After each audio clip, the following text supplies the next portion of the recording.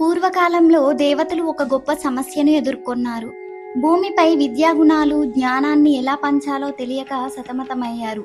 అన్ని విద్యలకు ఒక అధినేత, మార్గదర్శి ఉండాలని నిర్ణయించుకున్నారు. ఆ సమయంలో శ్రీ బ్రహ్మదేవుడు అన్నాడు, ఈ విశ్వంలో విద్యను సంరక్షించగలిగే మహాశక్తి ఉన్నవాడు గణేశుడు మాత్రమే. దేవతలు, ఋషులు అందరూ గణపతిని అభ్యర్థించారు. కానీ గణేశుడు అంగీకరించలేదు.